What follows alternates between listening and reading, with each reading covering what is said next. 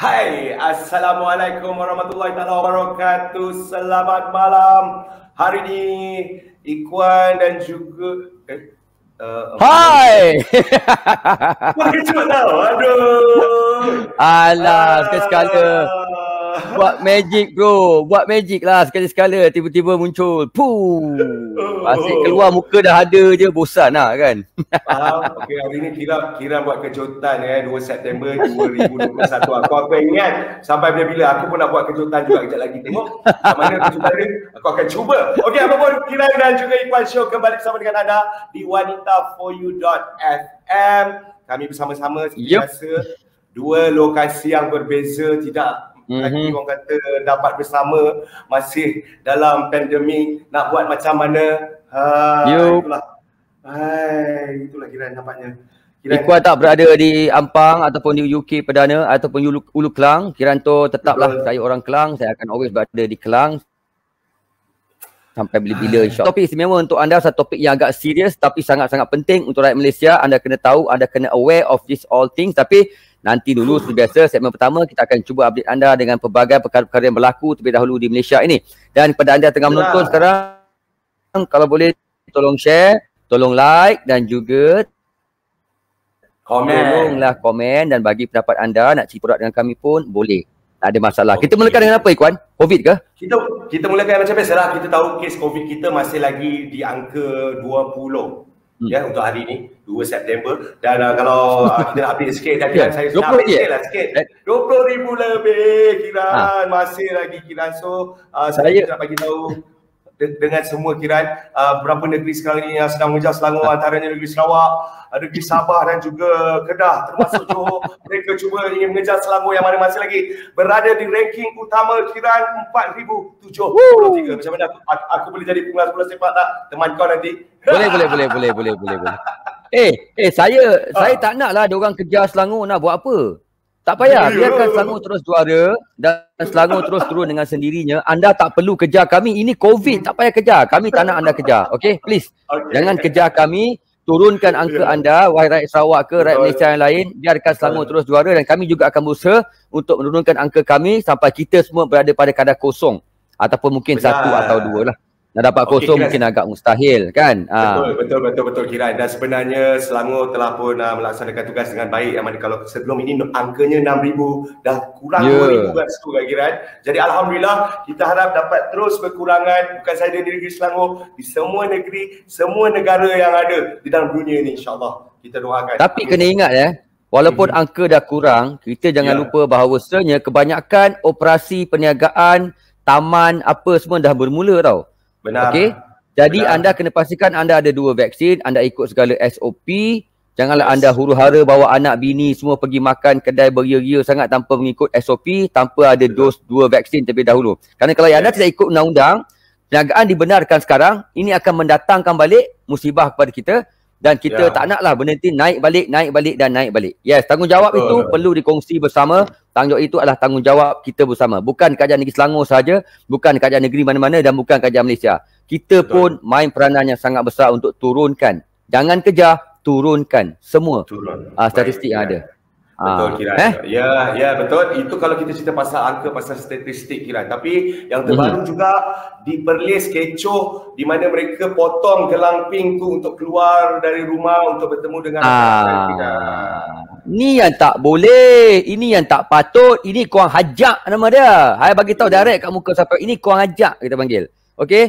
Kami yang hidup ni takut nak keluar rumah, takut nak buat salah, tak nak keluar rumah, kau tak perlu. Yang anda potong gelang pin duk pergi makan nak kena penumbuk ngaku kapal. Sabar. Bro, kita dah setahun lebih bro. Kita tak ada job, tak ada apa. Kita terpaksa cut everything. Kalau korang yang dah tahu ada ada gelang pink, sanggup keluar pasal nak mentekan darah aja. Ni penumbuk sampai saya fikir panas boleh tak? Betul Kiran. Bukan apa sebabnya kecoh juga Kiran yang mana kalau kita tengok beberapa orang yang terlibat dalam seni ini sampai merayu kepada kerajaan untuk melaksanakan tugas untuk kembali syuting kerana hampir 1 tahun lebih macam apa yang Kiran bagi tahu tak dapat nak syuting. duit dah semakin kurang, rumah owner nak halau dan sebagainya. Jadi kat sini memang kalau boleh tolonglah sama-sama fahami SOP hayati dan laksanakan. Semoga kita semua orang kata bebas daripada COVID-19 ni. Please. Amin. Ya Rabbal Alamin. Okey, terima kasih tengah menonton sekarang. Kita ada Kamaria Akbar Ali, kita ada Nizam, kita ada Don Joans D. Thank you so much guys. Tolong share, tolong bagi tahu kawan-kawan, tolong komen juga. Tolonglah kita borak-borak sekarang kita orang ni. Kita pun bosan juga cakap berdua je. So tolonglah kita borak-borak, kita komen. Semasa kita akan baca, admin akan keluarkan anda punya komen tu. Kita ramai-ramai boleh baca. Okey, yang terbaru pula Ikhwan, ada kisah lagi ni. Berkenaan dengan tadi saya baca petang tadi hujan lebat di Kedah, di Yan Kedah. Kepala air dikatakan kembali beraksi di sana dan kita doakan agar tidak berlaku lagi musibah seperti apa yang berlaku 2 minggu lepas yang banjir teruk sampai kayu balak semua turun ke bawah tu. Tadi petang dikatakan hujan lebat selebat-lebatnya dan fenomena kepala air berlaku lagi. Tolong doakan semoga Kedah selamat daripada bencana. InsyaAllah. Amin. Amin. Dan kita doakan juga kira sebab saya difahamkan beberapa rakan saya yang terlibat dalam tim rescue dekat sana yang masih lagi berada di sana. Kita harap mereka berada dalam keadaan baik. Nanti saya cuba dapatkan update lah tengok macam mana Kiran. Okey, itu di Yan Kedah. Tadi pula saya baca petang, macam pemberita lah pula bagi reporter kan. Petang tadi saya baca satu berita saya nampak dekat Facebook seorang wanita yang membersihkan masjid ditangkap dan akan didakwa kerana mencuri duit tabung masjid sebanyak RM40. Ya, RM40. Okey. Saya tidak menyokong apa yang dia buat, betul. Mencuri di masjid atau di mana saja adalah satu perbuatan yang salah dan berdosa. Tetapi saya di sini merayu pihak masjid tersebut, tolong berfikir 2 kali sebelum mendakwa wanita itu. Anda perlu siasat kenapa wanita itu mencuri. Atas desakan apa? Mungkin dekat rumah tak ada makan, mungkin nak beli susu anak atau mungkin apa-apa yang lain. Jadi tolong pastikan kenapa dia mencuri terlebih dahulu. Ini bukan zaman biasa, ini zaman pelik sekarang ni sebab zaman COVID. Semua orang terdesak, semua orang tertekan dan ramai orang ada masalah. Jadi saya mohon sangat pihak masjid, sebelum anda meneruskan pendakwaan, saya nak kontak tak tahu siapa, anda tolonglah siasat balik kenapa kakak tu ambil duit. Okey, kenapa? Apa sebab? Kalau dia memerlukan bantuan, tariklah balik dan tolonglah dia. Duit tu saya pulangkan balik tak apa, RM40 saya boleh bayarkan, tak ada masalah. Bukan pun boleh bayarkan, insyaAllah. Kami boleh bayarkan balik duit tu. Tolong jangan dakwa dulu, tolong siasat dulu. Saya mohon sangat-sangat. Ya, benar apa yang dikongsikan dan kita harap perkara ini dapat diselesaikan dengan secara rasional Kiran. Sebab RM40 tu kita tak banyak mana. Kita tak tahu pampers, mungkin susu anak dalam keadaan gini, betul. Ya, betul. InsyaAllah. Masyarakat yang ada di sekitar, kalau boleh tolong. Kita sebab jauh. Saya dekat Terengganu tadi tak saya. So agak jauh. Ya? Betul. Alright, itu tolong sertakan baik-baik. Janganlah kita terlalu terburu-buru nak mendakwa orang. Orang mungkin terdesak. Mungkin dalam sangat-sangat kesusahan, kita tolong. Betul. Okay? Saya terfikir juga nak curi pun RM40 je kan. Dan saya percaya ada sebab dia ambil lah. Ada sebab. Ada asbab dia. Okey, terima kasih kepada Wafi Haskia tengah menonton. Thank you daripada Raub Pahang ni. Saya tahu dia dekat Raub tempat juga tengok. Thank you bro. Dan satu lagi topik Ikhwan sebelum kita berehat. Ini pasal piala pingat emas Malaysia oleh Ziyad, pelontar peluru kita yang telah terpaksa diserahkan kembali kepada pelontar peluru Ukraine. Ini satu isu yang sangat kecoh di media sosial, di Twitter, di Facebook dan juga di dunia sebenarnya. Ya benar Kiran. Kalau kata macam apa yang Kiran cakap tadi, kalau kata tak dia ada kesilapan kat situ 2 minit lewat untuk masuk ke dalam tempat bertanding pun Kiran, saya rasa Ukraine tak perlu tengok lontaran dia sebabnya dia dah membuktikan pada dunia yang dia hebat Kiran. Sebelum Ziyad datang Kuan, semua dah tahu beliau adalah pencabar yang paling hebat dalam grup tu. Okey. Jadi bila dia lambat 2 minit, saya sebenarnya tak menyalahkan Ukraine juga. Kita kena faham masing-masing nak menang pingat emas. Jadi bila Ukraine kata lambat, Ukraine dah protes awal-awal. Ni kita kena faham rakyat Malaysia sebab ramai yang menghentam Facebook Ukraine, menghentam Facebook brother yang menang pingat emas tu. Kesian dia sampai kutuk dia macam-macam. Bukan salah dia. Mereka menggunakan hak mereka sebagai atlet. Mereka ada hak untuk protes. Itu hak mereka. Memang ada. Kita pun boleh buat benda yang sama kalau itu berlaku. Tapi Ziyad memang lambat. Dan Ukraine dah protes awal-awal. Tetapi pihak penganjuran tidak boleh membuat keputusan ketika itu. Dan mereka meneruskan pertandingan tapi dalam konteks Ziyad dan 2 lagi atlet itu berada dalam keadaan protes yang masih belum boleh diputuskan. Jadi dibenarkan bertanding. Dan habis bertanding mereka akan buka balik kes, tengok sama ada betul ataupun salah dekat situ. Memang ada klausa mengatakan pertandingan boleh diteruskan. So rakyat Malaysia jangan salah faham kenapa ramai yang marah sampai artis saya tengok Hatan pun marah, even our menteri kesihatan yang baru KJ pun buat tweet benda yang sama. So benda tu sebenarnya ada dalam klausa, boleh diteruskan dan dalam protes. Maknanya Ziyad dan juga dua lagi atlet Ecuador dan juga Australia itu dalam situasi protes. Habis game, datang balik, dia akan buka balik kes. So terbukti Ziyad salah dan pingat emas diserahkan kembali kepada Ukraine. Kena faham. Jangan marah-marah sangat, kita kena faham. Itu clause dia maknanya Kiran, perjanjian dia kat situ kan. Jadi apa yang pasti sebenarnya kita nak bagi tahu, walau bagaimanapun Kiran, apa pun terjadi itu dia punya protokol, tapi kita nak bagi tahu Ziyad tetap membanggakan dunia. Yes. Dan saya sebenarnya dan juga rakyat Malaysia sepatutnya sangat marah dengan pegawai yang membawa Ziyad. Okay, this is Paralympic. Atlet mana pun kalau bukan Paralympic sekalipun, atlet akan ditemani oleh pegawai sukan. Tak kira lah team manager ke apa ke, tak kisah. Mesti ada orang yang akan menemani mereka. Dan mereka bertanggungjawab memastikan atlet sampai tepat pada masanya. Call time, call sheet telah diberikan lebih awal. Mereka patut tahu yang kalau Ziyad kena ada 4.30, 4.20 dah kena sampai kat situ. Mereka bagi alasan jalan sesak lah, itulah. Bukan salah Ziyad. Ziyad is the world champion sekarang, pemecah rekod dunia, tapi tak dapat pingat emas. Bukan salah dia. Jangan salahkan. Dan Ziyad tak perlu minta maaf pada rakyat Malaysia. Awak tidak bersalah. Yang bersalah adalah orang yang membawa anda kerana tidak mengikuti jadual, tidak peka pada jadual dan tidak peka kepada undang-undang sukan. So saya sekarang marah lagi. Okey, tak apa. Dia berlatih 4 tahun bro. 4 tahun. Faham Kiran. Jadi yang pasti kita harap mereka dapat selesaikan perkara ini dan rakyat Malaysia dapat pencerahan lebih jelas supaya tidak timbul orang kata benda macam fitnah dan sebagainya. Baik Kiran, kita dah handle kat sana tu. Kita nak berehat seketika Kiran sebelum kita kembali bersama dengan kita punya tetamu hari ini untuk topik kita yang panas ini merupakan edisi yang kedua. Yes. Kita akan bersama dengan anda tentunya di wanita4u.fm. Kiran dan Ikhwan Show.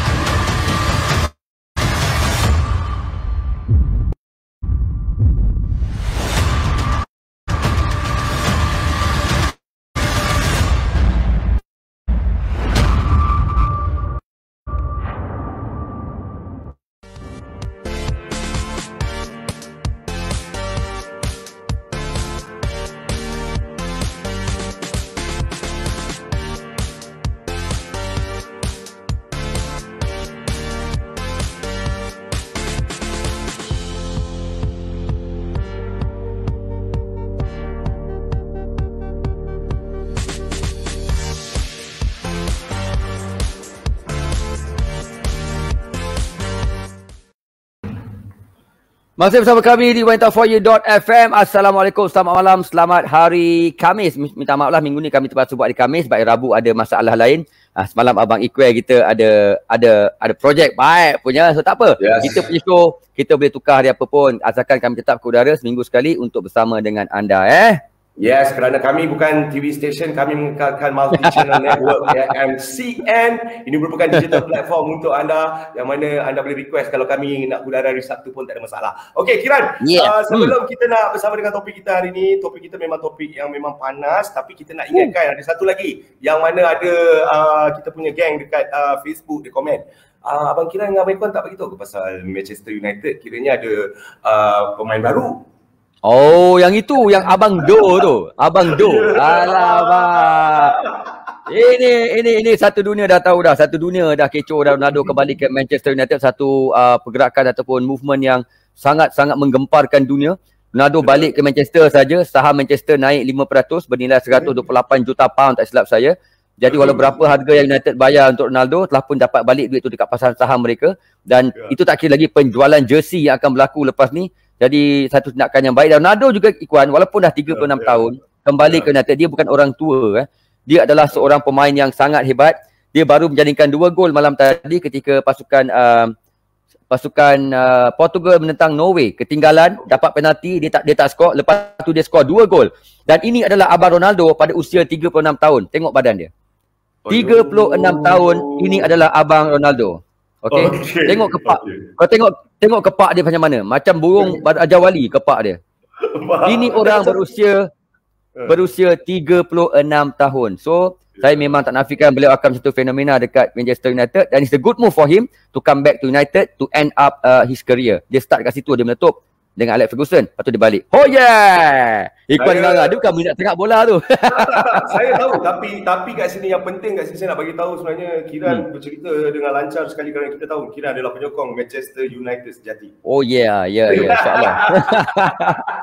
Okey, itu saya tahu siapa Don tadi Don Juan kat sini nak minta kan. Thank you.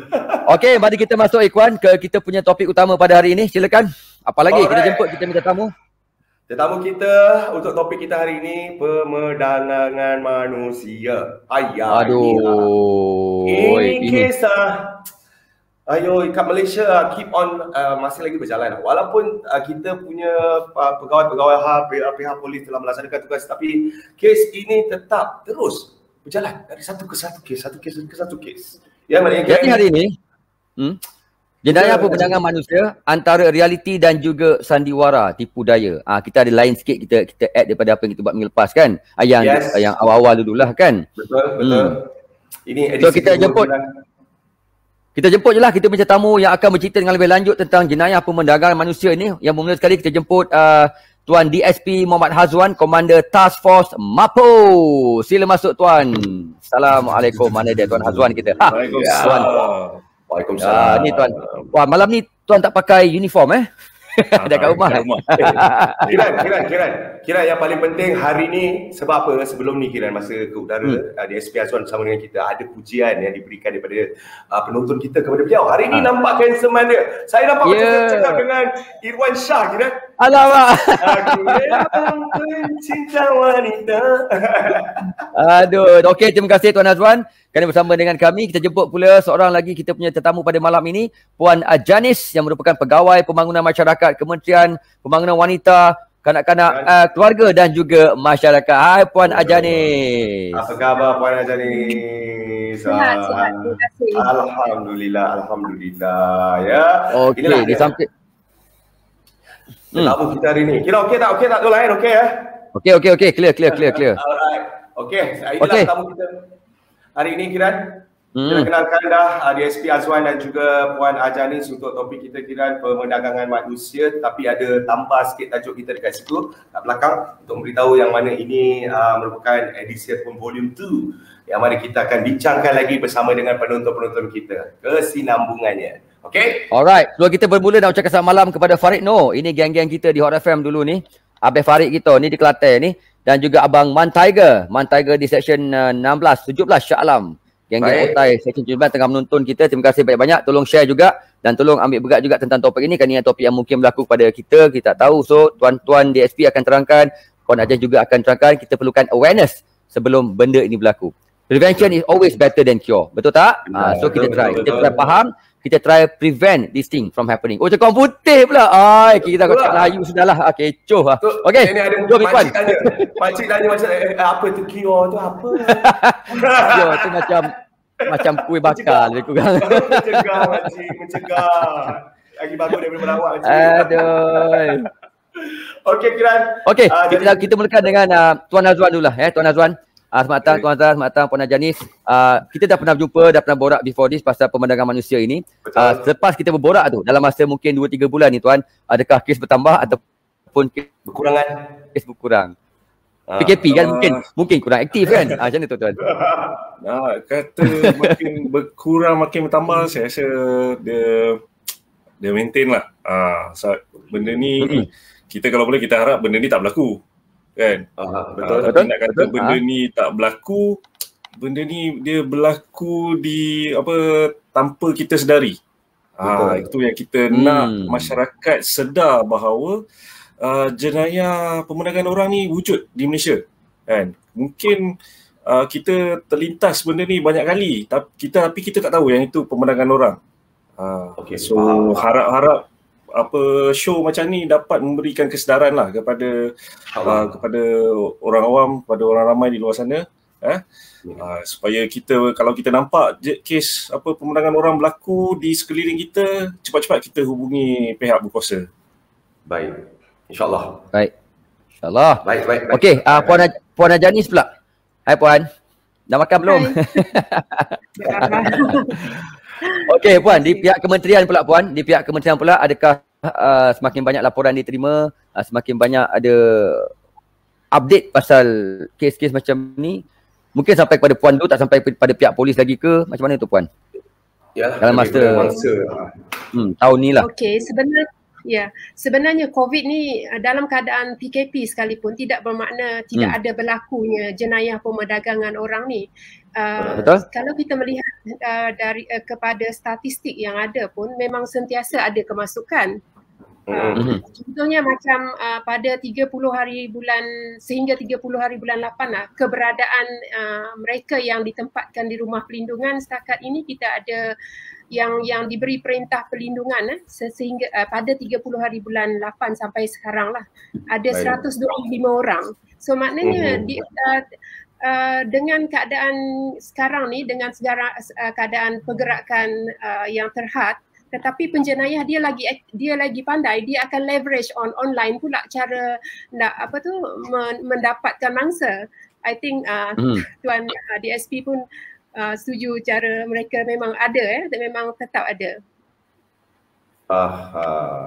Okey, kes tetap ada, kes tidak hilang. Yalah, yang membuat perkara macam ni tak kan, mungkin kadang-kadang itu dia punya pendapatan. Jadi kita tahulah penyayah macam ni, yang kes-kes macam ni, so mereka tetap cari jalan juga walaupun ada kekangan, walaupun ada roadblock, tapi mereka akan tetap juga buat. Mereka tahu apa nak buat. Itu telah macam jadi satu kejaya mereka tak baik, tapi tetap juga akan berlaku. So nak kata tak akan berlaku tu mustahil, saya faham. Okey, kita terus saja ke soalan lain pula, soalan-soalan penting malam ni.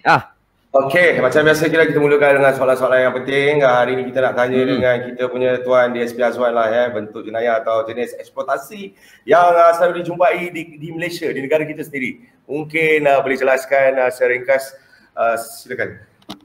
Okey, terima kasih. Alright, dekat Malaysia ni, dia macam ni lah, jenayah pemerdagangan orang ni dia ada banyak bentuk eksploitasi.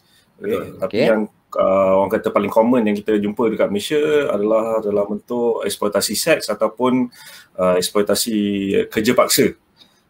Kerja paksa ni pula boleh kalau kita sebut pasal eksploitasi seks tu, kita tahulah dia melibatkan aktiviti kerja seks kan. Betul. Kerja paksa, yang ni dia punya bentuk kerja dia ni diverse lah, pelbagai jenis. Ada yang mangsa dipaksa bekerja di kilang-kilang, di ladang sawit, ladang getah, di dalam rumah, sebagai pembantu rumah, dan juga pelbagai industri, jadi kerja cleaner. So mangsa ataupun selalunya pekerja-pekerja ni mudah terdedah lah kepada perbuatan eksploitasi oleh majikan. Selalu yang akan exploit orang ni adalah majikan lah. Dia sama ada dia tipu mangsa ni untuk bekerja tanpa gaji, ataupun dia suruh pekerja ataupun mangsa ni kerja dengan kondisi yang sangat teruk, tapi bagi gaji yang sangat sedikit, kan. Kurung mangsa, tu antara contoh-contoh lah apa eksploitasi yang berlaku kepada mangsa-mangsa ni. Semuanya adalah yang saya dengar yang kejam-kejam kan, yang tak dapat saya bayangkan bagaimana nak dilalui oleh seorang mangsa. Macam Tuan DSP kita akan bercerita dari segi perundangan dan juga laporan ataupun apa yang diterima. Macam Puan Ajanis pula akan ceritakan kepada kita tentang apa yang dilalui oleh mangsa tersebut, mangsa-mangsa yang mungkin tak diselamatkan, yang telah berkongsi pengalaman. Jadi apa sebenarnya Puan yang dilalui oleh mangsa tu ketika mereka mengalami situasi yang macam apa Tuan DSP kita sebutkan tadi? Okey, seperti mana yang Tuan Hazwan sebutkan tadi kan, kebanyakan mangsa ni adalah sama ada mangsa buruh paksa ataupun mangsa seks ataupun to certain extent ada juga yang dipaksa mengemis Jadi mengemis pun ada Ada. Kebanyakan mangsa kita pula adalah daripada warga asing So mereka datang ke negara kita untuk mencari peluang pekerjaan yang lebih baik. Baik. So ada mereka yang dalam pada tu yang menghadapi macam Tuan Hazwan sebut tadi kerja paksa ataupun keberhutangan dengan majikan ataupun ejen pekerjaan ataupun perekrut yang tidak sah lah kan. Jadi mangsa ni dia boleh terbagi kepada dua lah kalau kita mengambil kira eksploitasi seks dan buruh paksa. So dari segi itu yang itu yang banyaklah yang berlaku di negara kita. So memang kalau melalui pengalaman mereka tu memang sangat mengerikan melakukan sesuatu yang di luar kerelaan dan melibatkan penderaan fizikal dan juga penderaan emosi Dan kalau berkaitan dengan penderaan fizikal tu pula ada yang didera, dipukul setiap hari dan tak diberi makan ataupun ada yang diberi makan hanya dengan sekeping roti dan air paip saja pun ada Oi, ada juga macam tu. Ya, sehingga 16 jam. Dan ada juga yang dikurung dan dirantai to that extent kita ingatkan dalam zaman kita ni tak ada orang yang dirantai tetapi ini adalah suatu realiti Ya betul. Puan, itu macam zaman-zaman hamba abdi dulu-dulu kan. Iyalah kena rantai, kena sebat dan sebagainya. Sekarang masih ada yang dirantai lagi. Masih ada. Oh. Tak betul. Sebab kalau last saya tengok pun saya tengok movie. Ni betul-betul. Alamak. Ini bukan kerana dalam movie je, maknanya realitinya ia terjadi. Maknanya kita kena alert benda ni kira, maknanya kena tahu, kena ambil tahu pasal pemerdagangan manusia ni kira. Dan Puan, saya rasa dan juga Tuan Hazwan benda ni bukan semata-mata penderaan pada segi kudarat dia lah, tenaga dia, juga penderaan dari segi mental. Dari segi mental paling penting lah kan, bila sampai kena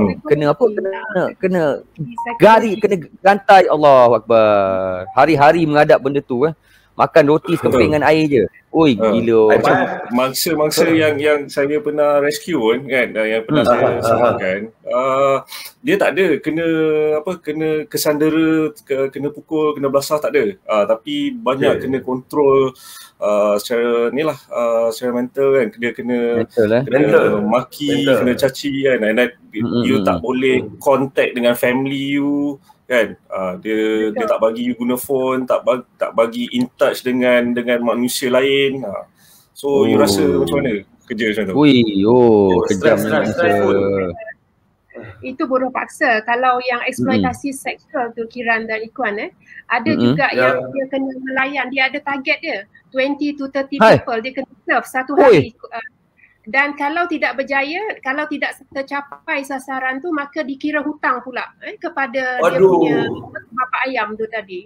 La ilaha illallah. Dah lah kena paksa bagi target. Lepas tu tak cukup this is unbelievable lah. Nonsense lah.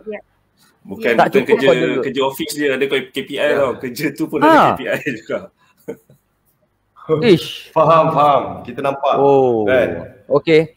Ini topik kita nampaknya semakin panas ni. Banyak lagi soalan-soalan panas kami nak tanya kepada Tuan Hazwan dan juga Puan Janis. Ini pengalaman sebenar yang anda boleh dengarkan daripada Puan Janis berdasarkan mangsa dan juga kes-kes laporan yang Tuan Hazwan terima pasal pemerdagangan manusia. Okey?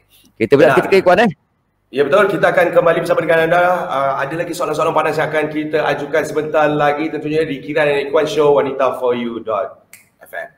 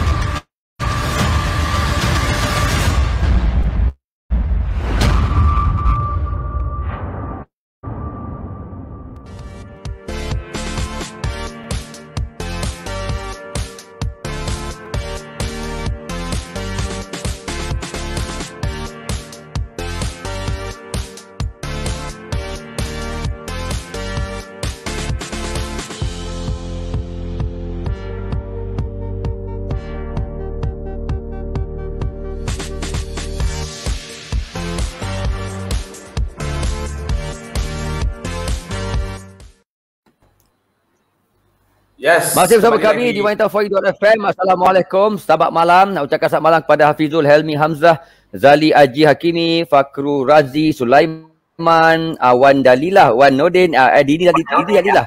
Macam kenal yang pernah datang dulu kan. Dan ramai juga peminat DSP kat sini. Semua ni kata, hai terbaik tuan DSP Tuan kita. Ya, sebabnya kita tahu DSP kita memang ada peminat yang sentiasa ada setiap minggu bersama dengan kita. Walaupun DSP tak ada pun, dia tetap ada dengan kita. Saya ingat nama dia Nur Sadiqah yang uji DSP Azwar waktu kita berada di studio yang lepas waktu yang lepas. Terima kasih banyak-banyak semua. Okey, Kiran, kita harap penonton-penonton kita dapat bersama komen, share sikit Kiran sebelum kita nak sambung topik kita ni. Yap, kita juga bersama dengan Puan Ajani daripada Kementerian Pembangunan Wanita dan juga Masyarakat. Okey, cerita tentang pengalaman mangsa-mangsa yang kena ataupun pernah melalui pemerdagangan manusia. Apa macam dia lah dah sebut dah, pasal kena rantai, bagi makan roti dengan air kosong saja, kerja berjam-jam. Lepas tu yang bahagian apa yang kena jenayah seks pula, contoh dia kena ada target. Tak ada target pula, kena berhutang dengan tokek. Ni semua mengarut-ngarut. Itu baru mukadimah tu. Mungkin ada banyak lagi cerita yang nak dikongsikan. Silakan Iqbal, soalan seterusnya, jom. Okey, soalan seterusnya macam biasa saya akan ajukan kepada DSP Azwan kita. Kita nak tanya macam bagaimanalah seseorang tu dia ni boleh jadi mangsa pemerdagangan orang ni. Mungkin DSP boleh kongsikan sikit, silakan. Okey, kita ambil contoh eksploitasi seks lah. Okay. Macam mana seseorang ni boleh dipengaruhi ataupun dipaksa untuk menjadi seorang pekerja seks atau hamba seks. Alright. Selalunya penjenayah ni dia akan ambil kesempatan terhadap orang-orang yang vulnerable, yang orang kata mudah diambil kesempatan.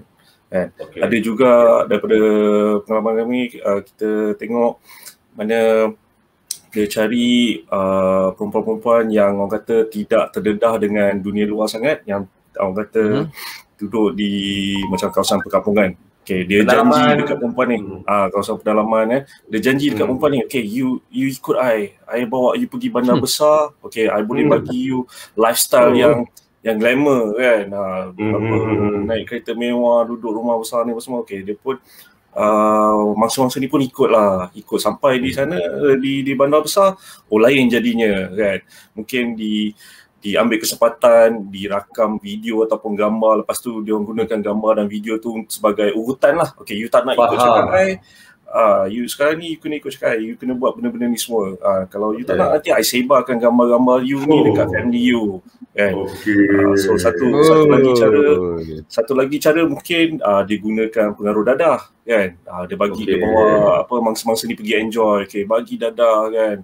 So lepas tu nanti mangsa ni dah mula ketagih dah, nak dapatkan stok dadah, terpaksa bergantung kepada penjenayah ni tadi kan. So kata okay, you nak dadah, okay, you buat apa yang I suruh ni, okay, you pergi ikut customer ni, ikut orang ni kan. So mangsa ni dia terpaksa bergantung kepada penjenayah tu tadi.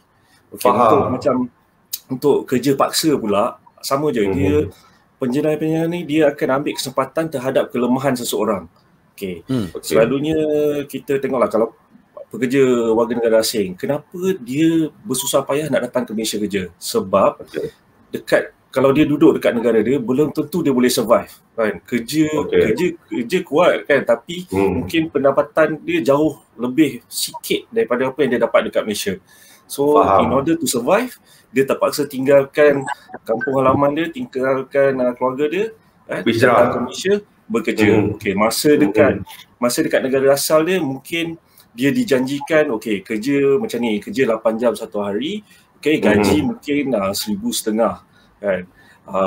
Lepas tu ada cuti kan, ada hari off tapi bila sampai dekat Malaysia, dia majikan ubah perjanjian tu, kata you kerja untuk I 2 tahun, you dah habis kontrak 2 tahun tu, baru I bayar you punya gaji kan. Kalau tak nanti I takut lari. Lari nanti, that's why I tukar dulu gaji you. So you nak you punya gaji ni you kerja dulu 2 tahun. So itu adalah cara-cara macam mana Diikat dulu kan, diikat. Yes, dia ikat orang tu kan. Macam tadi yang kita cakap lah kan, dia mungkin dia tak ikat secara fizikal kan, tapi dia pegang benda-benda macam ni. So ataupun dia simpan pekerja punya pasport kan. Kalau tak ada pasport, pekerja tak boleh nak lari kan. Betul. So tapi kalau pekerja sebenarnya, kalau pekerja happy kan, buat apa dia nak lari? Dia happy dengan majikan, buat apa dia nak lari? Betul, kan? Betul. Macam apa Kira dengan Ikhwan, happy tak kerja dekat ni apa sebagai bos ni? Happy. Mana kau lari? Kalau tak nampak kita orang ada lagi kat sini Tapi itulah Tuan Azwan, adakah sebab mereka sebenarnya dia memang daripada awal nak menipu lah. Sebab itulah dia kata gaji awak saya pegang dulu, takut awak lari, dan lepas 2 tahun dia tak bagi pun sebenarnya dia tu, betul tak kan? Dia akan cabut juga sebenarnya, dia tak nak bayar pun. Lepas tu dia pegang pasport. Memang daripada awal niat dia mungkin sudah hendak menipu, nak mempergunakan mereka ni sebagai buruh paksa. Ada juga yang mana situasi yang mana orang ni kerjalah ikut cakap majikan ni, kerja 2 tahun dengan harapan nanti akan dapat gaji. Tinggal lagi sebulan 2 kan, majikan call immigration, report dekat sini ada orang tak ada pasport kan, ada orang pendatang asing, pergi tangkap dia kan. So dia dah kena tangkap kan, ini dah lah kena tangkap, gaji tadi tak dapat kan. Ini memang aniaya lah. Kejap Puan Janis, kejap ni Tuan, kalau kes macam tu, saya ada pendatang asing, saya simpan Ikhwan, contohlah Ikhwan daripada Vietnam lah, saya gunakan dia selama 2 tahun untuk buat kerja. Lepas tu 2 bulan sebelum 2 tahun saya telefon polis, datang tangkap Ikhwan. Tidakkah polis akan siasat Ikhwan juga? Awak selama ni dengan siapa? Awak kerja dengan siapa? Siapa yang bawa masuk? Mana polis boleh cari saya pula? Walaupun kan saya pun kena juga kan? Adakah itu boleh dilakukan? Maknanya dia orang tak boleh lepas lah walaupun dia cuba nak suruh hantar Ikhwan ni balik. Macam mana tu?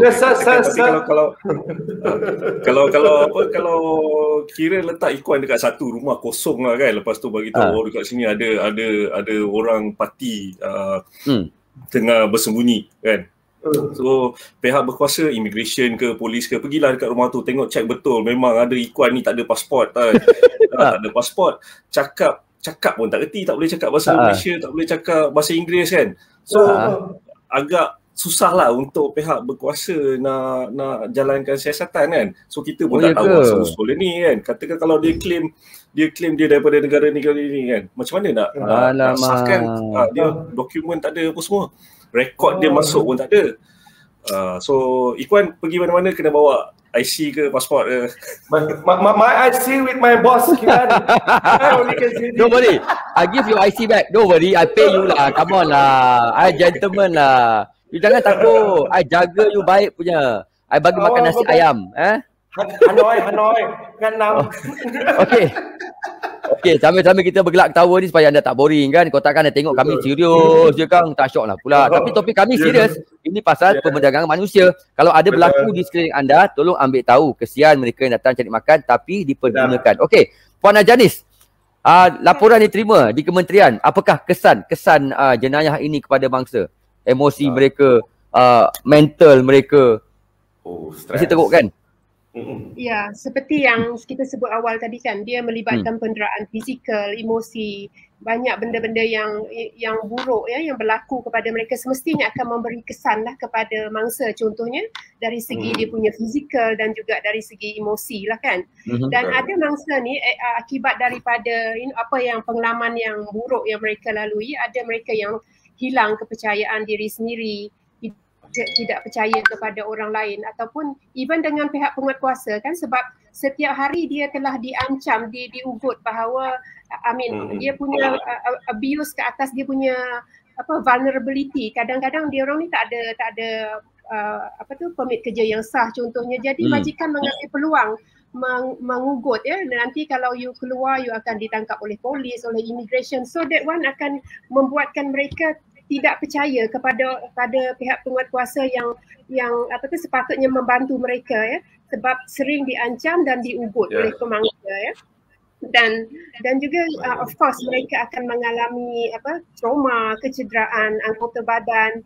cacat kekal ataupun meninggal dunia pun ada dan akibat dari penderaan fizikal dan yang dikurung, didera ataupun yang tidak diberi makan tadi. Dan dari segi eksploitasi macam psikologi yang pengasingan tadi kan, kawal, diubut, ditakutkan, ataupun ada juga mereka yang seperti Tuan Hazwan was mentioning just now, dadah kan, ketagihan dadah ataupun manipulasi emosi dan yang memberi kesan kepada mangsa seperti perasaan takut, kemurungan dan ataupun tidak mempercayai orang lain, hilang ingatan ataupun hilang kepercayaan kepada diri mereka sendiri, cepat marah, itu biasalah kan, dan juga malu ataupun stigma dan mereka juga merasa bersalah sebab contohnya kalau macam gaji tadi kita bercakap pasal gaji tadi, sepatutnya gaji itu tiap bulan sepatutnya dia menerima sebab hajat dia datang ke Malaysia contohnya untuk membantu keluarga di kampung, bukannya nak menunggu 2 tahun baru nak bawa balik duit ke negara dia, which is memang sangat menghampakan lah. Kita pun jadi dengan dia mungkin boleh jadi gila jugalah kan.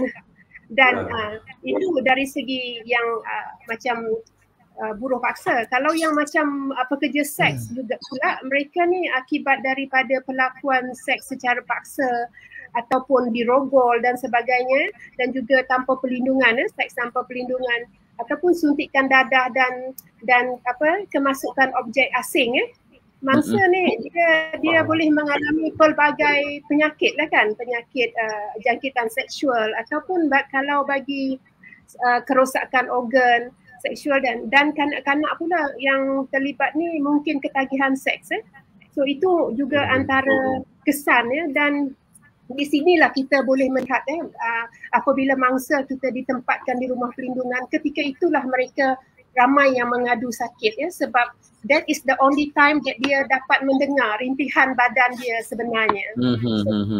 Adalah antara kesan lah yang sangat sedih lah apabila kita melihat mereka ni. Ada yang kita nak bercakap dengan dia lembut, dia tak respon. Kita kena menjerit baru dia respon. Ini adalah sebahagian daripada sebab daripada apa yang diperlakukan kepada mereka. Mereka dah biasa ditengking, diterjah setiap hari. Jadi mereka dah tak tahu dah nak respon kalau kita bercakap lembut-lembut kan. Mereka dah terlalu biasa mendengar jeritan. Bangun, buat kerja, bangun, cepat kan. Aduh, ya Allah, kesiannya. Betul. Tadi kita fikir pasal penyakit tadi Puan Ajanis. Mereka mungkin datang dengan tubuh badan sihat kan, dengan niat nak cari makan, tiba-tiba terkena dengan perdagangan manusia bahagian seks ni, dan mungkin mereka akan dijangkiti pelbagai jenis penyakit. Ini akan menjejaskan masa depan mereka. Mungkin ada yang mati pun kita tak tahu kan. Jadi inilah antara nasib yang dialami oleh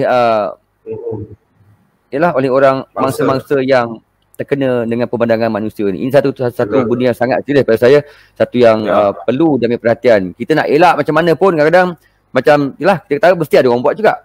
Benda tu polis nak cari 24 jam pun tak boleh juga kan. Jadi kita pun boleh bantu, boleh bantu pihak polis, boleh bantu pihak kementerian kalau kita tahu, kita sampaikan. Betul Kiran, dan kalau ikut apa yang tadi Puan Ajanis cakap pun, dia terus mengingatkan saya yang mana kita rakyat Malaysia pun pernah pergi dihantar ke Australia, macam kita sembang di SP Azwan, kena petik buah. Tapi sampai sana jalan cerita dia dah berbeza dah kan. Dah tak ada sebenarnya, dah kena cari kerja tempat lain dan sebagainya. Kiran, itu pun salah satu kes-kes perdagangan manusia yang dia sama je lah. Satu dunia berlaku benda ni, sama ada rakyat luar datang ke Malaysia ataupun rakyat Malaysia yang cuba mencari makan di luar untuk dapatkan pendapatan lebih tinggi, terkena benda yang sama di sana. Berat topik kita. Tak ada negara yang sepi dari perdagangan kes ni. Benar. Lagi satu, jangan lupa lah, orang Malaysia pun boleh diperdagangkan di dalam Malaysia. Tak perlu Malaysia nak kena keluar negara baru nak jadi mangsa perdagangan orang kan. Orang Malaysia boleh jadi mangsa dekat dalam Malaysia. Yes, betul. Itu yang terbaik. Terima kasih banyak di SP Azwan kerana mengingatkan penonton-penonton kita semula ya. Baik Kiran, kita nak rehat dulu sebentar Yap, boleh. Minum air dulu kejap ya, kita dah panjang sembang. Marah. Dulu. Kita kembali bersama dengan anda semua di Kiran and Ikhwan Show di wanitaforyou.fm.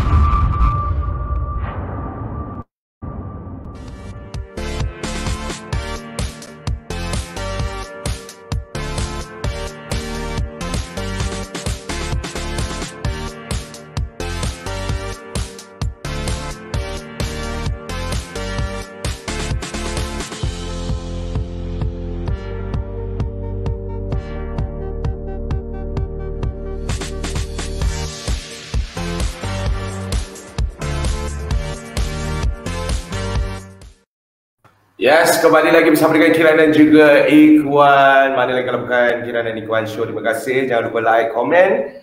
Yang penting share. Kita kongsikan apa yang menarik topik kita hari ini, perdagangan manusia edisi yang kedua. Kita bincangkan bersama dengan penonton-penonton kita ya. Alright, selamat datang DSP Hazwan dan juga Puan Ajanis, dan juga nak ucapkan selamat malam juga kepada penonton kita malam ni, Puan Syari Yaakob, Nadrah Love, Pali Aditi, Tang Ling dan juga Zakaria Abdul Hamid. Yes, thank you guys kerana dah share, kerana komen juga kat sini, bagi pendapat anda. Kalau nak report case pun boleh. Kita ada Tuan Hazwan dekat sini. Tuan Hazwan mungkin boleh ambil report tu malam ni. Tuan, saya nampak ada orang macam ni lah. Kan ada orang ni macam mencurigakan. Bagi tahulah. Tuan Hazwan mungkin boleh tolong, ataupun Puan Ajanis pun boleh tolong. Kalau anda bangsa, boleh call Puan Ajanis. Mungkin boleh dapat nasihat kan, ataupun kata-kata semangat kan. Yang penting, saya nak pesan lah kepada mak ayah. Kalaulah anak anda, anak perempuan ke, kata abah nak pergi kerja KL. Orang nak pergi kerja KL. Orang nak ikut Abang Ikhwan. Abang Ikhwan kata kat KL tu ada kerja best. Abang Ikhwan bayar gaji mahal. Dia kata, make sure anda tu betul-betul sampai KL. Betul-betul dapat kerja gaji mahal. Minta dia gambar, minta dia bukti. Dan kenal mana satu Abang Ikhwan yang handsome sangat tu. Dan make sure anak anda hantar gambar dan duit dapat. Kalau tidak, Abang Ikhwan pun tak boleh percaya sangat. Dengar. Tadi Abang Ikhwan daripada Hanoi. Sekarang Abang Ikhwan tukar karakter. Yes. Dia dengar ni. Abang nak bagi tahu. Kat KL ni semuanya baik. Ya. Macam apa Abang Kiran cakap tadi, mangsa. Jadi Kiran, kita sambung balik topik kita. Kiran boleh cakap pasal mangsa. Saya cakap lah gelak-gelak, tapi itu serius tau. Kalau anak anda, itu serius sebenarnya. Kalau anak anda nak pergi ke Kuala Lumpur lah, contoh daripada mana sekalipun, kalau kau nak bekerja dengan abang tu ke kakak tu ke, make sure dia sampai, make sure dia dah kerja betul, minta gambar. Kalau tak ada, cepat-cepat report polis. Okay? Cepat-cepat report polis sebelum lebih teruk, lebih hilang, lebih lama anak anda nanti. Okay? Buat jangan tak buat. Disebab apa kan Kira tanya tu tadi, kita nak tanya DSP Hazwan lah kan. Pasal mangsa tu sendiri. Ya, sebenarnya kita tak tahulah kes perdagangan manusia, tak kisah pasal buruh paksa ke, pasal seks ke. Sekarang kita tanya pasal bagaimana kita nak tahu sebagai rakyat Malaysia, ataupun kita nak absorb dengan sekeliling kita, nak tahu yang mana ni, nak kena pasti ni mangsa perdagangan ni. Mungkin DSP boleh terangkan tip dia sikit ke silakan. Okey. Mangsa perdagangan orang ni, dia kalau keluar, dia tak adalah pakai name tag, saya ni mangsa kan. Tak adalah sign dekat atas kepala dia kan, mangsa. Betul. Kalau kita naik bas pun, naik LRT ke, orang ramai, kita tak tahu sama ada tak orang dalam tu mangsa ataupun tidak. Sebab dalam kebanyakan kes, mangsa ni dia bebas bergerak kan. Dia bersembang dengan kita macam orang biasa kan. Dia mungkin dia duduk dalam LRT tu sebelah kita kan, nampak macam biasa, tapi sebenarnya dia on the way nak pergi kerja yang mana dia dipaksa kan. So macam mana kita nak kena pasti. First kali kita tengok kan, apa kerja yang dilakukan. Kalau kerja melibatkan aktiviti seks, sahlah memang itu adalah satu aktiviti yang menyalahi undang-undang kan. So kat situ kita dah boleh check satu kotak kita orang ni mungkin mangsa. Satu lagi pekerjaan selain pekerjaan yang lain lah yang dia buat, macam pekerja kilang kan, pekerja cleaner, maid kan, kerja di ladang kan. Pelbagai jenis kerja yang kita tengok, kalau macam jenis 3D jobs kan, dirty, dangerous and demeaning So kita boleh tengok kerja-kerja ni, kalau orang ni buat kerja ni, kemungkinan dia boleh jadi salah satu seorang mangsa. Lepas tu kita tengok pula lagi benda lain. Adakah orang ni kita tengok dia pergi kerja hari-hari kan, tapi macam selalu tak ada duit kan, kena pinjam dengan kawan-kawan kan. So kita kena tanya dia. Kalau kita tak tanya, kita tak tahu kan. Kita tanya kerja ni you dapat gaji ke kan, gaji you cukup ke kan. Tengok you kerja macam, kalau kita tengok kerja tu kan, adakah kerja tu kita tak agak pun mestilah gaji dia at least 1,500 ke 1,200 ke kan. Tapi kalau dia kata saya kerja ni semua tapi gaji saya 500 je Macam tak berbaloi kerja yang dibuat tu dengan gaji yang diterima. Dan kerajaan kita memang ada tetapkan gaji minimal RM1,000 kan. Kata kalau dia kerja dapat gaji less than tu, itu adalah satu kesalahan kan.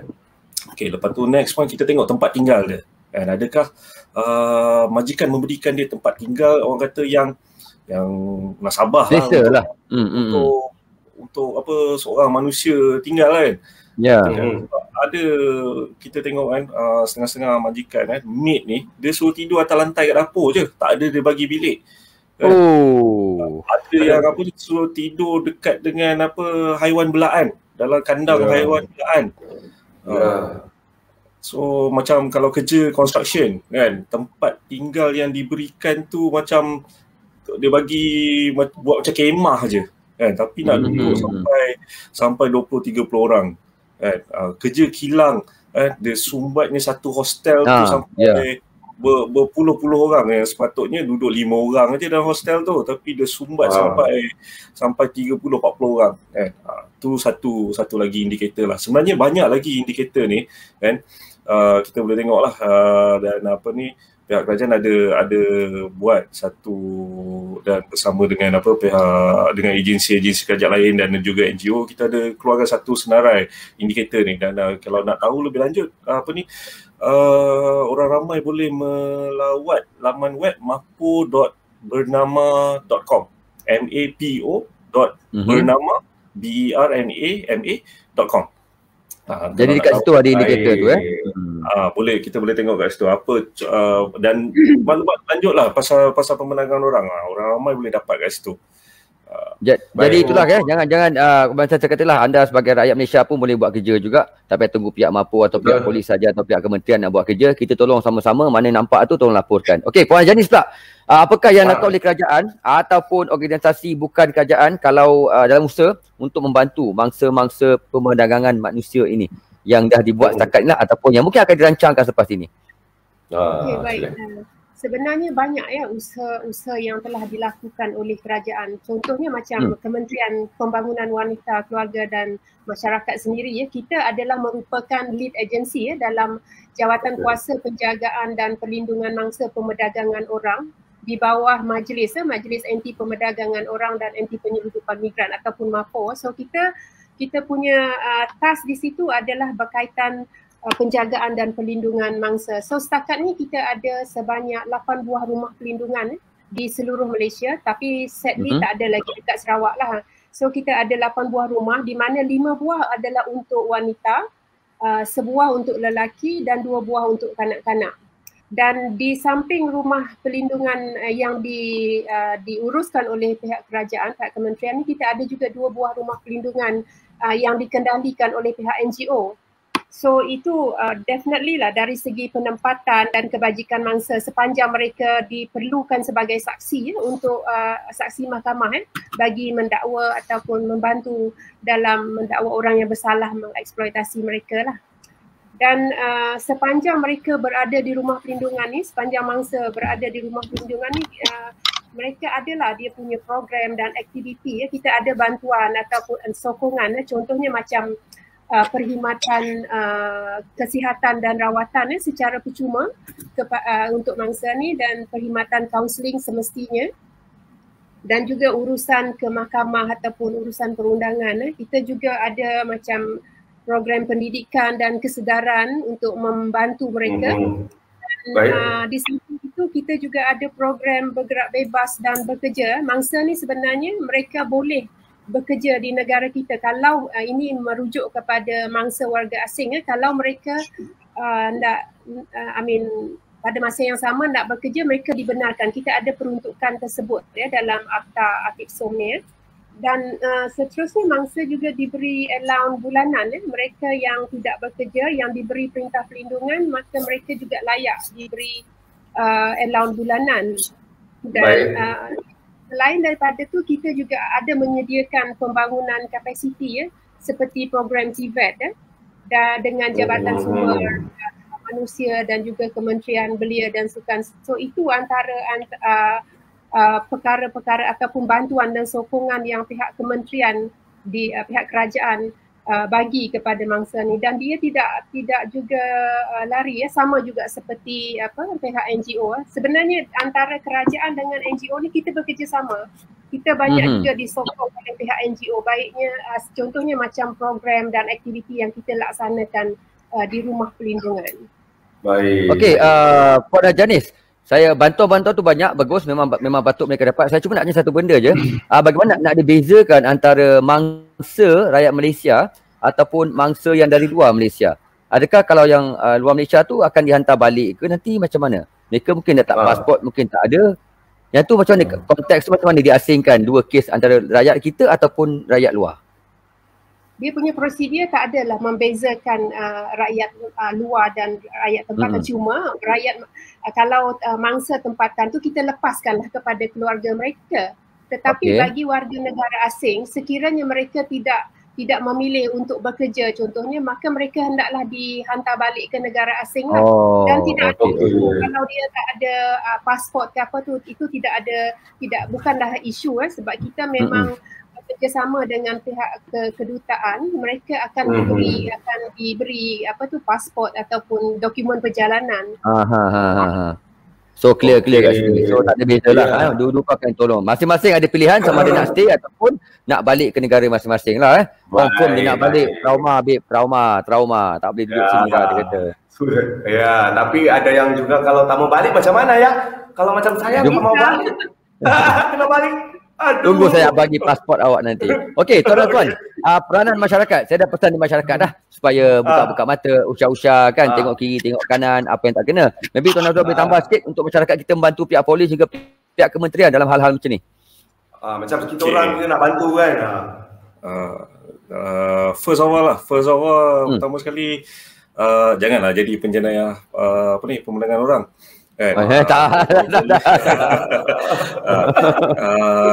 Kalau boleh, yelah, ramai orang yang memang orang kata bergantung kepada khidmat pekerja asing kan.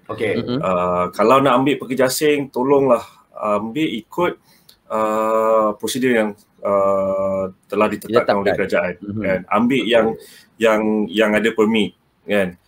Janganlah gunakan khidmat ejen orang atas orang. In the end, ejen ni sebenarnya ejen yang tak berdaftar kan. Lepas tu ejen ni kata tak apa, you ambil je dia kerja kan. Lepas pasal permit tak apa, tak payah kisah pasal tu. No, jangan kan.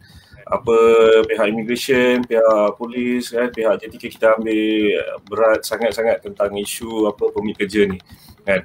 So first of all, kalau nak ambil kerja, mesti pastikan prosedur yang betul. Kedua, masyarakat kalau kita nampak ada pekerja asing dekat kawasan-kawasan ni, kita tengoklah sama ada diorang ni tadi termasuk tak dalam kategori-kategori yang saya mention tadi. Kerja apa kan, adakah gaji diorang dibayar kan, ada tak pekerja ni kalau kita tengok macam layu je, macam down je kan, ada kesan dera kan.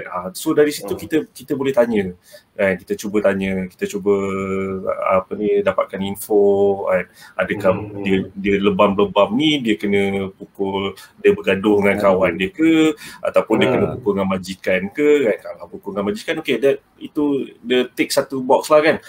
So sebenarnya ada banyak list indikator ni kan. Antaranya gaji tak dibayar kan, ada kesan dera kan, ataupun tengok dia macam dari segi pergaulan dia pun dia tak macam orang biasa. Mungkin dia kena mental torture kan. So mungkin menyebabkan dia down kan. So kita boleh ambil info-info ni kan, dapatkan tempat cari kat mana dia kerja ataupun dekat mana lokasi pihak berkuasa boleh jumpa mangsa tu tadi. Hubungi pihak berkuasa. Orang ramai boleh hubungi pihak polis, boleh hubungi immigration, boleh hubungi Jabatan Tenaga Kerja, boleh hubungi pihak custom, boleh hubungi agensi pengurusan maritim Malaysia, APMM kan. Tapi masing-masing ada bidang kuasa masing-masing lah kan, kepakaran masing-masing. So terpulang kepada orang ramai nak hubungi mana-mana emergency ni ataupun boleh hubungi kami di Mapo kan. Hubungi kami di Mapo, okay, saya ada info dekat kawasan ni ada satu pekerja ni mungkin perlukan bantuan kan. Kita akan ambil tindakan kan, sama ada pihak polis ke immigration ni, kita akan ambil tindakan yang segera. So katakan kalau nak hubungi Mapo, boleh call 03 8000 8000 kan. Okey. Kalau tindakan kalau macam dalam keadaan emergency lah emergency kan, call 999 kan. Kata okey perlukan bantuan pihak polis, okey, ada orang nak kena selamatkan, okey, bagi lokasi dekat sini kat sini kan. Orang ni dalam keadaan macam ni. So boleh call sama ada 03 8000 8000 ataupun 999. Baik. Itu sedikit pencerahan daripada DSP Azwan. Ingat tu nombor Mapo tadi ada 03 8000 8000 dengan ataupun nombor 999 macam biasa, terus minta sambungkan je. Baik, orang kalau nombor Pizza Hut ingat je kan, nombor Mapo pun kena ingat jangan nombor McD, nombor Pizza Hut, ingat je lapar. Tapi nampak hal-hal macam ni pun kena simpan juga. So telefon tolong Mapo, tolong pihak kementerian sama-sama jalankan tugas. Awak apa mau cakap? Saya takut dia salah call. Saya mangsa, dia call Pizza. Saya mangsa dia call Pizza. Okey, awak sekarang banyak glamour datang Vietnam lagi keluar TV banyak cantik ini muka Wah, orang lain semua kerja cuci rumah, you kerja keluar TV, banyak syok Oh, jaga Okey, kita berehat seketika, kembali bersama kami semua berempat sekejap lagi di TV dan juga Wanita For You, Radio Wanita For You.fm. Yes, kita ada ikut show.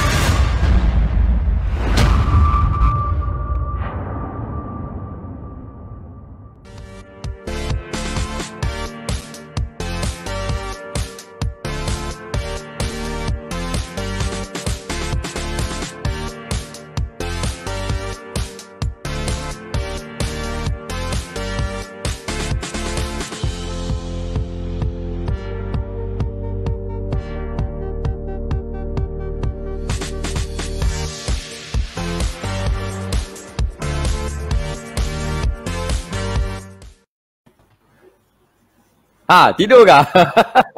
Baru habis. Gaji minta cepat tapi show pun keluar TV lagi mau tidur You banyak cantik ni muka Alright, kita bersama dengan Tuan Azwan dan juga Puan Ajani. Tuan Azwan seorang anggota polis daripada Mapo dan juga Puan Ajani daripada Kementerian Kebajikan Masyarakat Wanita Malaysia. Bersama dengan kita bercerita tentang ni lah, jenayah pemerdagangan orang, realiti ataupun sandiwara. Ada banyak kita bincangkan tadi, macam mana anda nak kesan, nak cari dan juga apa tindakan yang boleh anda buat dan apakah kisah-kisah yang Puan Ajani kongsikan tadi, bagaimana mangsa, apakah tekanannya, apakah mereka alami selama didera oleh orang-orang tidak bertanggungjawab ini dalam hidup mereka ketika menjadi mangsa ini. Yes, Kiran.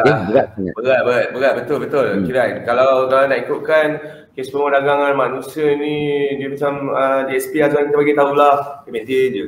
Kita ingat tutup satu, buka pula cerita lain. Tapi nampak macam, ya ke tak ya ni? Ini kes pemerdagangan. Kita pun confuse kadang-kadang kan. Sebab dia punya cara penderaan halus sangat, Kiran. Halus kadang-kadang. Benda tak nampak kan. Kita dengar cerita je, yang hadapi, yang nampak kadang-kadang adalah Tuan Azwan dan juga Puan Ajani. So anda jangan tak percaya pula, ini adalah sebenar-benarnya berlaku dekat Malaysia. Bukan dalam TV, bukan dalam drama. Ini real life guys. Okey, Puan Ajani, bagaimana pula pandemik 19 ni, COVID-19 adakah telah mengganggu usaha-usaha kementerian ataupun mungkin ada halangan ke untuk dalam proses bantu mangsa? Ada terjejas tak apa-apa akibat COVID ni? Yalah. Definitely lah kan. Kalau kita negara dan dunia terjejas, kita kat rumah perlindungan pengurusan mangsa samalah. Terjejas samalah kan. Sebab mangsa kita ni mereka ditempatkan di rumah perlindungan untuk hadir ke mahkamah. Dan mahkamah pula tutup. Buka kan, tutup sepanjang kalau ada pun mungkin priority kepada kes-kes yang lebih urgent dan sebagainya kan. Dan definitely benda ni akan memberi tekanan kepada mangsa. Dahlah tadi dengan pengalaman yang bermacam-macam lepas di mahkamah. Sebab mangsa ni selagi dia tak record statement atau di mahkamah, dia tak boleh balik ke negara asal dia. So bila ada tekangan, bila mahkamah tak beroperasi, maknanya dia punya kes pun akan tertangguh lah. Delay. Ya, yang kita tak tahu bila. And then another one is bagi mereka yang selesai kes, tertangguh pula nak balik ke negara asal sebab sempadan tutup kan. Kemasukan tak membenarkan kemasukan penerbangan dari negara luar. So those things memang sangat berat lah kan. Tetapi ialah berat mata memandang, berat lagi bahu yang memikul yang mereka sendiri itu kan. So betul. Apa yang kita boleh buat adalah macam yang saya sebut tadi, antara program kita adalah counselling kan. So di sinilah peranan pihak kaunselor ataupun pegawai psikologi lah membantu mereka untuk menangani tekanan emosi mangsa ni dengan memberi counselling, baik counselling individu ataupun secara berkelompok lah. Dan selebihnya adalah melalui program ataupun aktiviti psikososial lah supaya mereka at least mereka boleh mengalihkan perhatian mereka daripada memikir nak balik ataupun nak pergi ke mahkamah. So memang menjejaskan lah sebab pergerakan terbatas. Banyak agensi pun bekerja kita pun ada ratio, ada berapa orang yang boleh bekerja pada satu masa kan. So memang menjejaskan lah seperti ini. Baik. Organisasi lah. Dalam benda kita nampak kaunselor sendiri kena mainkan satu tanggungjawab yang besar, ya, satu responsibility untuk tenangkan orang kata mangsa. Sebabnya bila mahkamah tak operasi, benda delay, kaunselor kena sabar sabar. I kena belajar juga jadi kaunselor ni. I dah ada 3 watak lah kira untuk hari ni. InsyaAllah I cuba. Dia dah ibarat macam double trouble untuk Puan Ajanis, untuk adik Tuan DSP kita. Sebab memang benda dah berat. Masalah ni masalah berat-berat. Kena pula dengan COVID menyebabkan banyak benda tak boleh dibuat. Jadi bertambah-tambah kerja tu dengan kes baru dan juga kes lama yang tak selesai kan. Jadi bertambahlah Puan Ajanis dan juga DSP Azwan kita dalam menangani masalah-masalah besar negara kita ni. Ya Puan, tak betul. Kita menghadapi kekangan juga kan sebab betul. So betul. Tapi tak apalah, walaupun terbatas macam mana pun diharapkan bantuan tetap diberikan. Cuma kalau penyelesaian tu mungkin lambat lah kerana kekangan kan. Dan mungkin menambahkan lagi kerja pihak kementerian dan juga pihak polis lah. Jadi saya tanya sikit lagi sebelum kita berakhir, Tuan DSP, nak bagi takut sikit dengan orang cuba-cuba nak buat ni. Mana tahu dia tengah tengok, nak tahu nak buat macam mana kan. Aku tengok, aku tahu nak elak macam mana kan. Wah, okey, sini Tuan. Bagi tahu, kalau kena tangkap Tuan, apakah hukuman yang kena kepada manusia-manusia yang memperdagangkan manusia sendiri? Bagi tahu Tuan. Kena sabat ke, kena rejam ke? Antara yang paling teruk ni lah kena penjara lah. Penjara je? Kenapa tak rantai? Kenapa tak rantai? Itu tak rantai dia balik. Penjara minimum 5 tahun. Minimum 5 tahun, maksimum sehingga 20 tahun. Kan? Itu belum masuk denda. Denda boleh sehingga RM1 juta.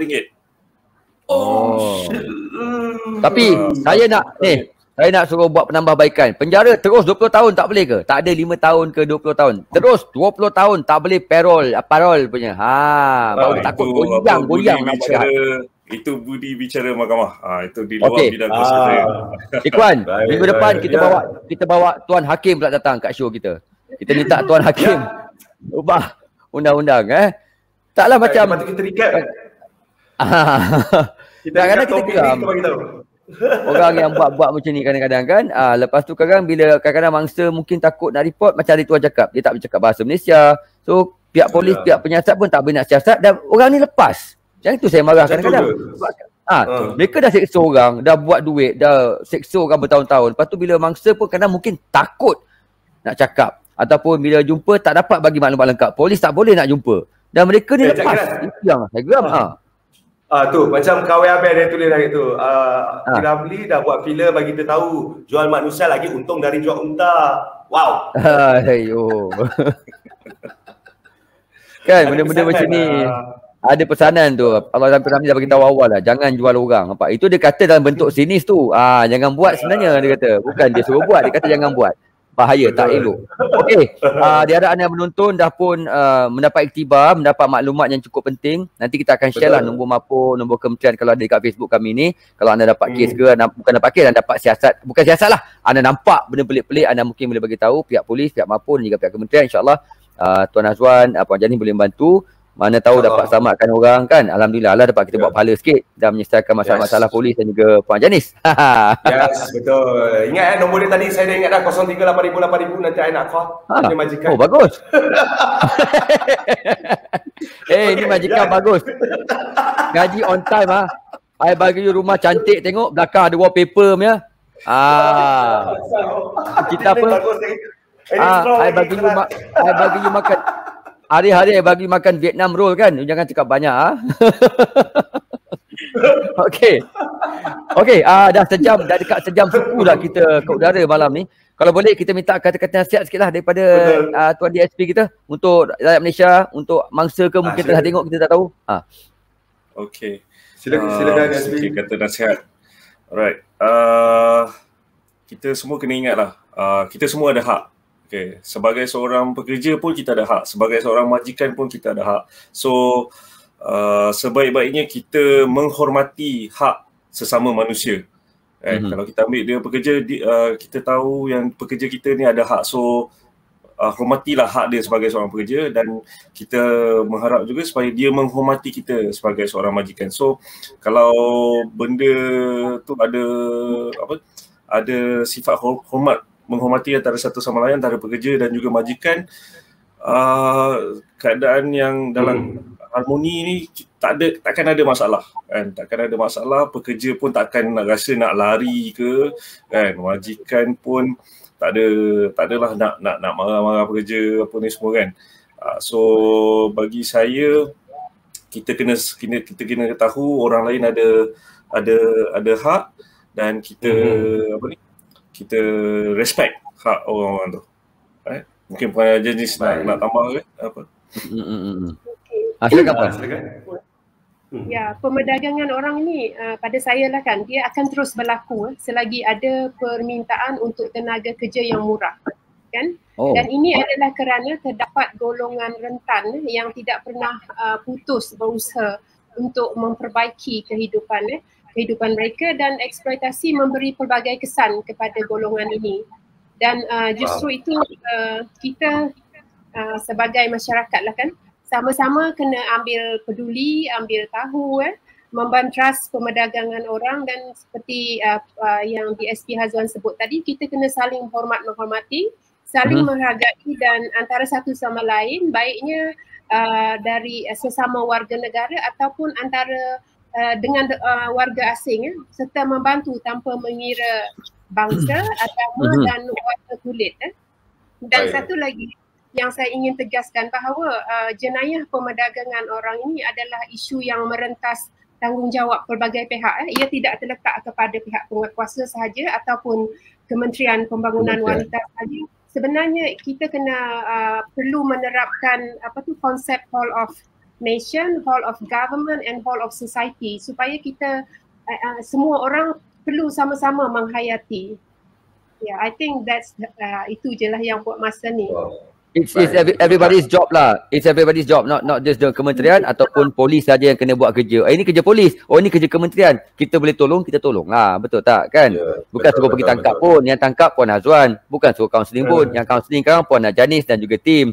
So anda cuba bagi maklumat saja untuk membantu pihak polis dan juga pihak kementerian. Jangan cakap kau kena bagi kaunseling, tak payah. Kan? Faham. Betul. Tapi tadi saya ingatlah macam dia sebenarnya suatu antara kata-kata penting tu, ingat setiap manusia tu dia ada hak, respect. Hak itu sendiri ya. Tapi tuan, kalau saya nampak saya report contoh dia.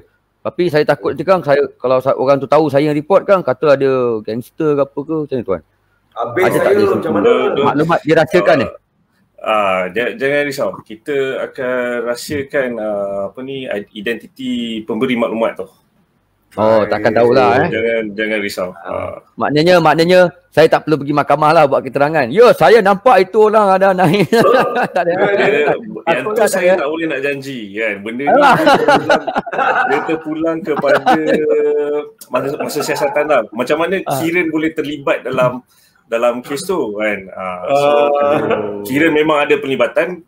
Saya tak boleh nak elak lah sebab Kiran adalah saksi kan. Kiran ada info, Kiran beritahu dekat pihak berkuasa, kita akan rahsiakanlah identiti Kiran. Jangan risau bang. Jangan risau. Tak, saya nak report ni. Saya nak report budak Vietnam dengan immigration biar dia kena hantar balik. Saya nak bayar gaji dia. Dan Kiran, satu lagi kan, berbalik kepada tajuk kita. Pemerdagangan orang ni bukanlah sandiwara, it is reality yang benar-benar. Betul.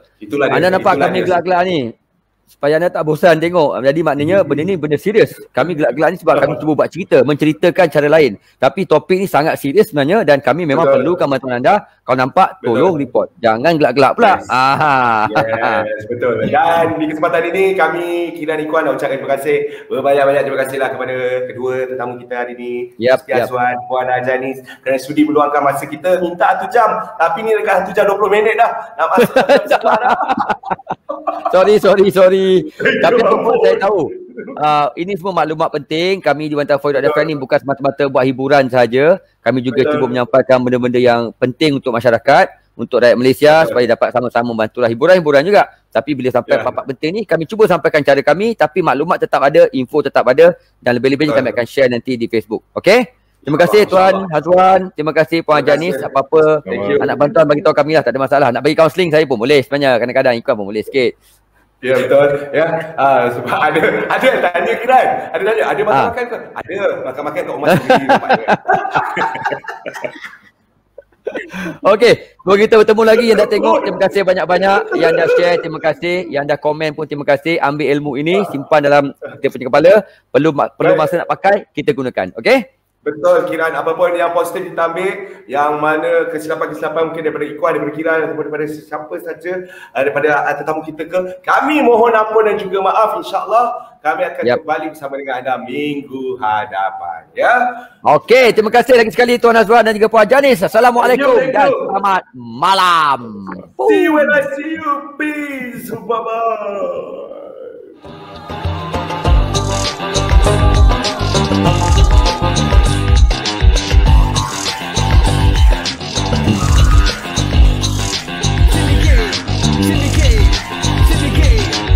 Manusia jual manusia.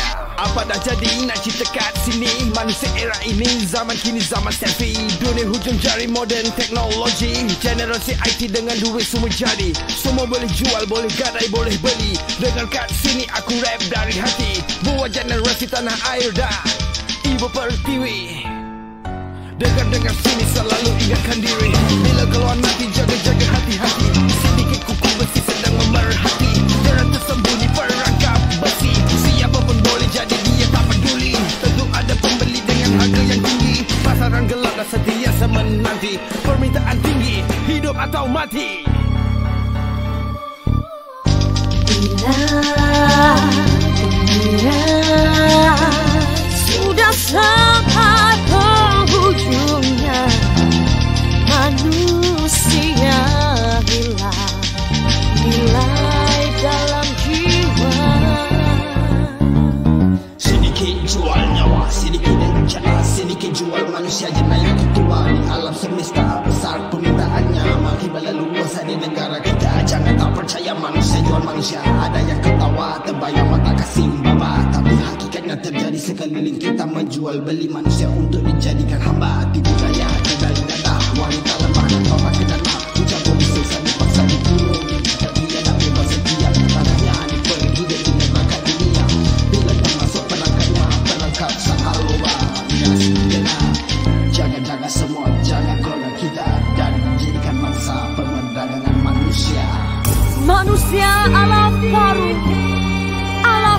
satu.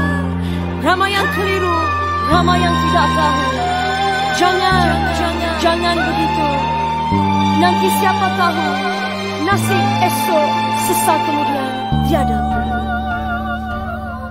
Bila dunia sudah sampai penghujungnya, manusia